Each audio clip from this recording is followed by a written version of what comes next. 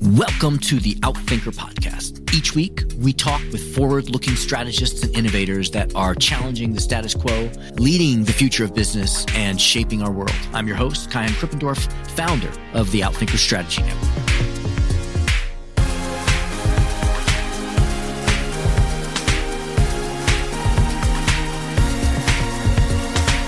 I mean, there's just massive shifts happening in sector after sector. Multi-trillion-dollar markets are in play, right? To redesign how we make buildings, how we get around, how we manufacture things, how we create our food. Huge changes in food and agriculture. And it's just a matter, like it always is with major shifts in technologies or norms. Are you playing in the right direction? That was Andrew Winston, one of the world's most widely read writers and leading thinkers on sustainable business. His books on sustainability, including Green to Gold, The Big Pivot, and Net Positive, have sold more than 150,000 copies in 7 languages. Andrew has spent much of his career helping business leaders understand how to put sustainability at the forefront of their strategy. And as you heard in the highlighted clip, it will inevitably affect all industries and companies. In this podcast, he shares with us why this seemingly impossible idea of not just net zero, but net positive actually is feasible. How the pandemic actually accelerated both interest and willingness to accept the transition to green global initiatives. Why now is the ideal time to be investing in ESG and sustainability initiatives. Now, if you really know me, you know that I love to talk about food, and we get to do that here. Particularly, we talk about agriculture and how green initiatives in the agriculture sector could transform how we grow and eat our food. Ladies and gentlemen, Andrew Winston.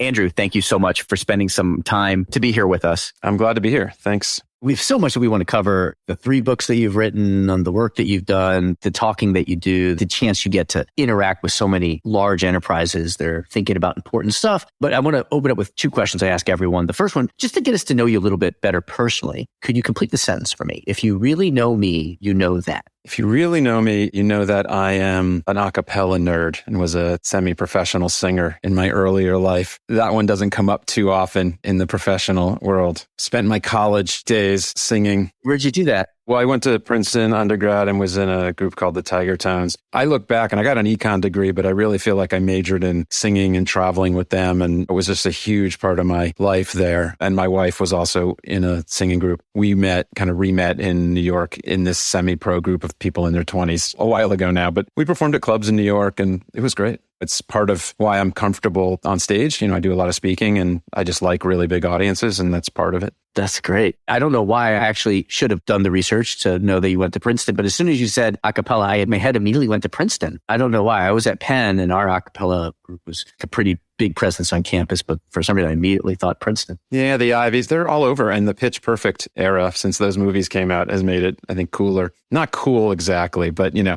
I love Pentatonics and these guys who are really, really successful in a cappella. Just love the sound of it. It's kind of off topic, but, you know. Yeah, no, but I mean, just the link, I think kind of like sustainability, not cool is cool. I like that. That's true. All right. So you do work within strategy, within the area of strategy. I know that part of your career, you were at BCG. So you've been doing strategy for a long time. What's your definition of strategy? It's a really interesting and tough question. I think if I boiled it down, I'd say strategy is defining a core purpose, your reason for being, and understanding what you really do for customers and for the world, and then figuring out how to organize and mobilize to serve that purpose. So I think strategy has always been a combination of the big picture idea and the tactics. And when I say what you really do for customers, I mean, what's the need you're actually filling? Because you could do that potentially in lots of different ways. You know, the classic example is people want a room that's lit. They don't care if it's a light bulb. So it could be a room that's designed to have natural light. What's the real product here? And I think that's part of strategy and gets you down to some innovation paths and maybe avoids some of the risk of becoming irrelevant. You know, in the famous Blockbuster example, if they knew their purpose was movies and not discs, maybe they would have made it.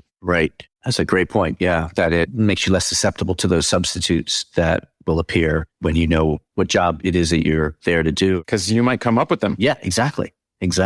In the Clayton Christensen thing, you'll eat your own lunch and you'll replace it. And that's what you see in my arena of sustainability, clean economy. The few companies that have shifted from being oil and gas companies to, you know, offshore wind, they've made the switch to providing energy, but doing it in a way that's future friendly. Yep. So what got you interested in strategy, but then what got you interested in this area particularly? The strategy thing is a good question. My father worked at IBM for 35 years back when you did that. And he has this thing called a pension that no one probably knows what that is anymore. I would go visit him at his office and do like with colored pens on the board. I remember we were always in like a business household. So I think I just kind of assumed business. My older sisters both got econ degrees. I got an econ degree. It just seemed like what we did. But I've always had this real interest in just the big picture and what's really causing things, what's behind it.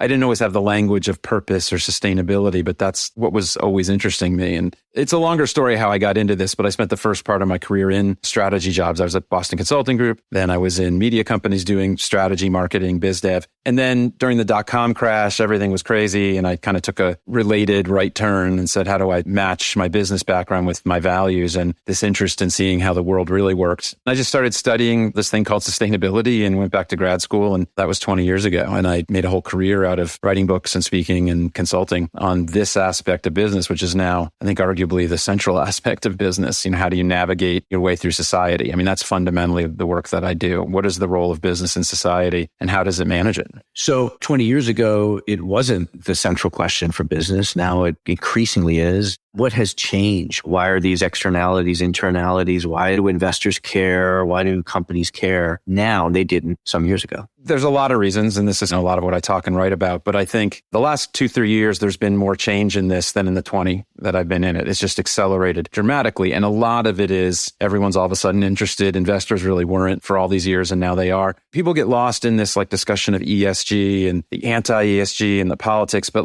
ESG is an investor thing. It's not the full agenda of sustainability, which is your environmental and social impacts. And I think in the end, the reason this is moving quickly now is because the mega trends that have been driving it have been building for years, like climate change or inequality or generational norms, younger millennials, Gen Z wanting values in their work life, the killing of George Floyd, bringing race kind of into the center of business. All these things, they're not models or ideas to debate. They're happening. Like climate change isn't some model in a spreadsheet. It's here. So we could have a lot of political wrangling, but this sustainability thing is going to continue because the problems that are driving it are here now and getting increasingly expensive. And then on the good news side, things are really accelerating now because a lot of the solutions are exponentially cheaper than they were a decade ago. And that makes it easier. Let's face facts. Renewables are now cheaper than pretty much every form of energy. So of course, companies are leaning in and buying mostly renewables. Same for building technologies. We're going to have fleet technologies, all of it, right? AI is going to make our systems smarter and quicker. So a lot of the solutions are coming also at the same time. It's becoming clearer and clearer that the clean economy, the new economy, is the source of growth now.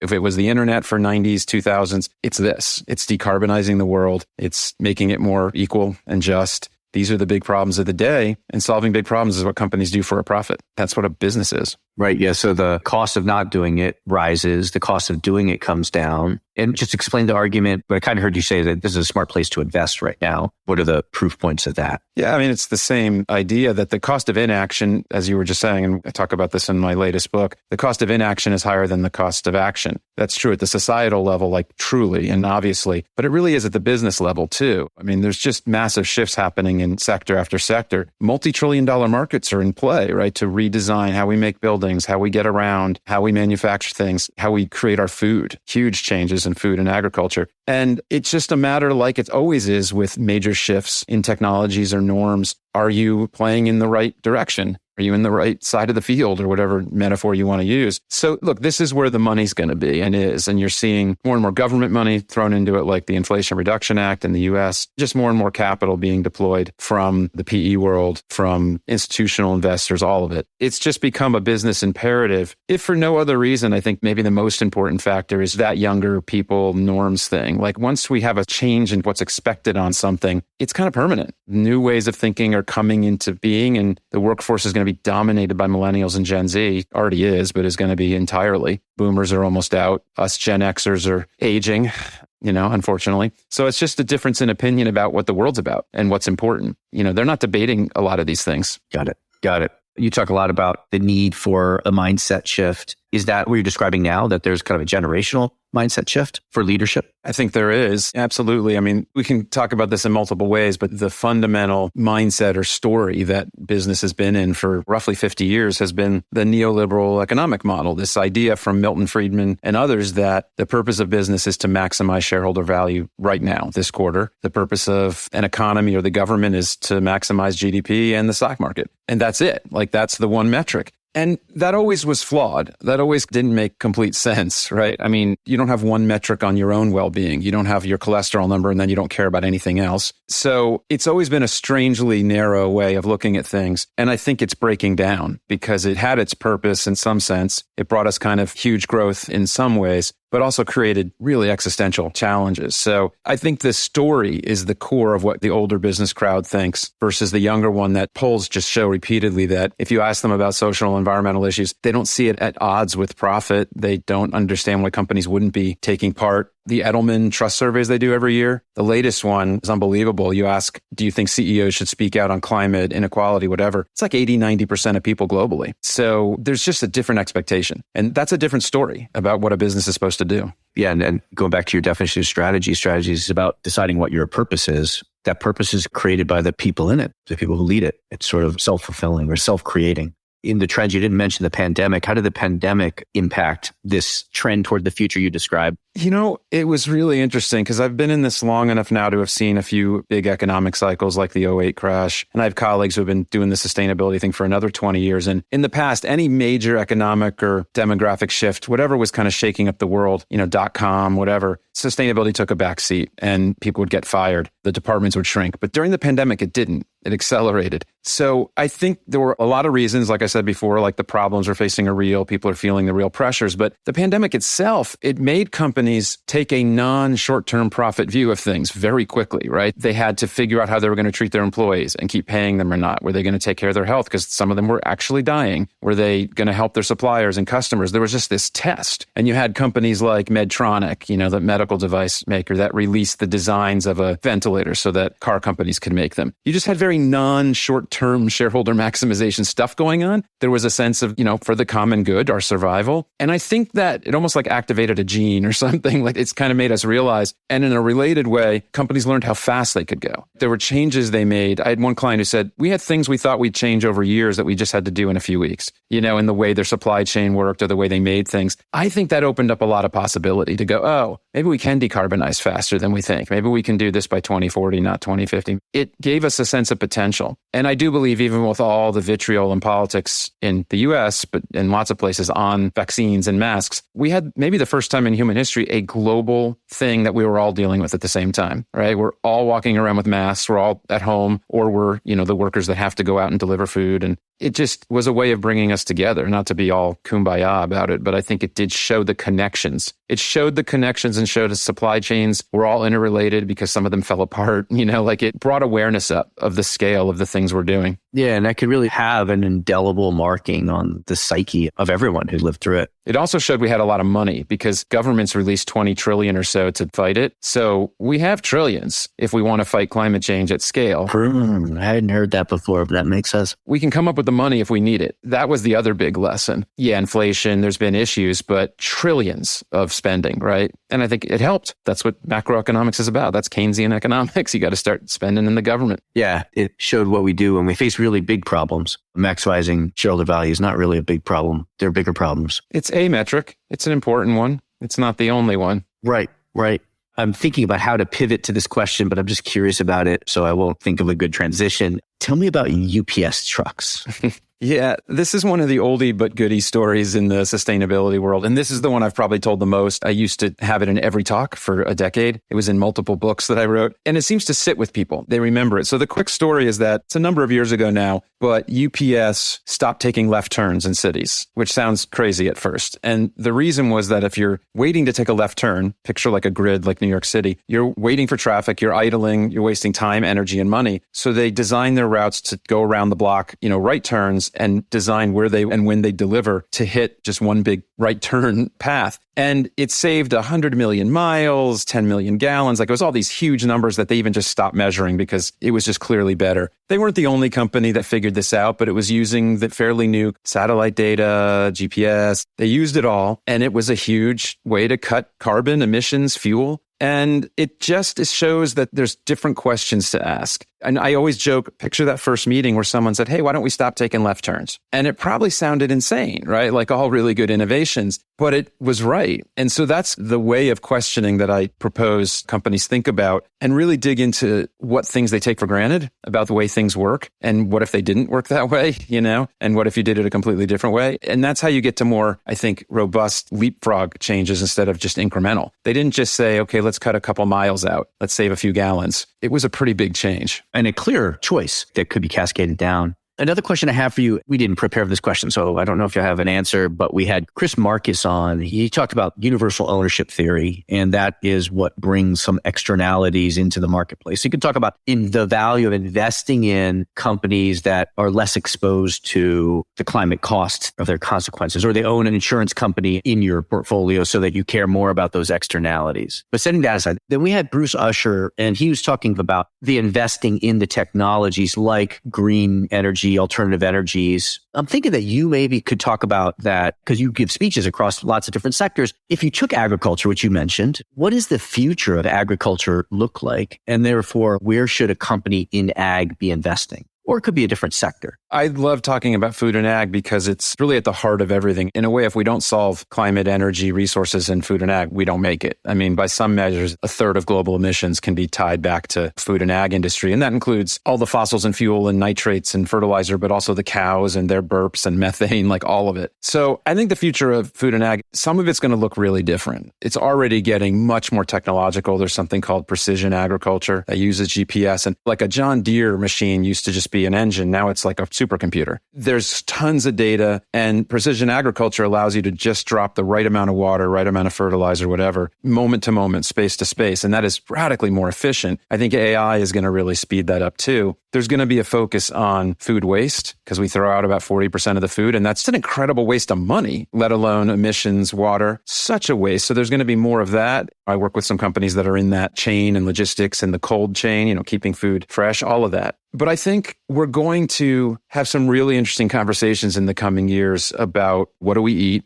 How much meat do we eat? What if it's lab grown, which is getting cheaper and cheaper? Does that count if you're a vegetarian? It has a much smaller footprint. There's also those starting to build regenerative agriculture where if you run a farm right and you run cattle right, you actually sequester carbon. It's a net positive thing to buy food and beef from that farm. So we're going to have, I think, this huge range of options of some really interesting ways of doing things that really it's a benefit to buy from that farm. And then there's going to be the normal industrial stuff that I think we should avoid, right? For both financial, health, and moral reasons. And it's going to be at the center of the discussion, right? How do we feed what's going to be 9 billion people will continue to be a question. And how does it affect land use? It touches everything. It really does. True. Yeah. And, arguably our most fundamental human need. Excellent. So I've got a bunch of other questions that I'd love to ask you, but we're reaching the top of our time with you. So let me just ask you 2 more questions. First, what advice do you have for a strategist? Like, where should they start when they're looking at influencing their organization? I think the starting point, like in most things, is just figuring out where you are. And in the sustainability realm, there's some really important data to get a handle on and to understand and to find out if the organization already has knowledge of this, which is really what is our impact? What is our footprint? What's our emissions? What's our human impacts, human rights issues, a whole range of topics. And what are our impacts in our supply chain, our customers? What's the value chain? Some of this is easy to get, some of it's not. Companies are on a journey to figure this all out. A lot of it's getting more regulated that you have to measure this stuff. But I think there's some other gathering of looking around and figuring out what do stakeholders expect of you, and talk to your employees, talk to your peers, talk to your customers. What do they expect of you in this environmental and social realm now? And what are they going to expect of you fairly soon? That gets you kind of a handle on where you are. And then it allows you to start to ask, okay, what are the big hurdles in the way of us being radically more efficient, decarbonizing? And it gets you to deeper questions about partnerships and who should we be working with and who do we need at the table? That's the order of battle. For the website for my book, Net Positive, we have a readiness assessment of like 24, 25 questions that are these kinds of things just to go through and think about how ready are we for change. That's at netpositive.world, which is the book site.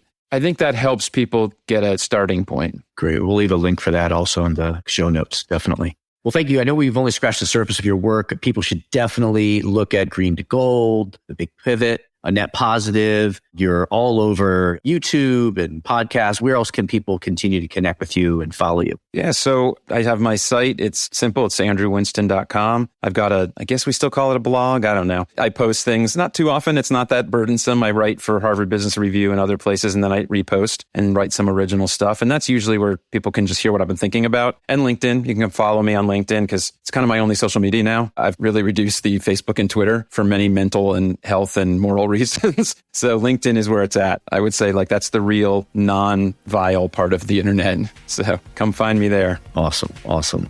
Well, thank you for the work you do, for sharing it with us and spending some time to unpack at least some of it here with us today. Thank you, Andrew. Thank you. Thank you to our guest. Thank you to our producers, Karina Reyes and Zach Ness, our editor, and the rest of the team. If you like what you heard, please follow, download, and subscribe. I'm your host, Kai-Han Krippendorf. Thank you for listening. We'll catch you next week with another episode of Outthinkers.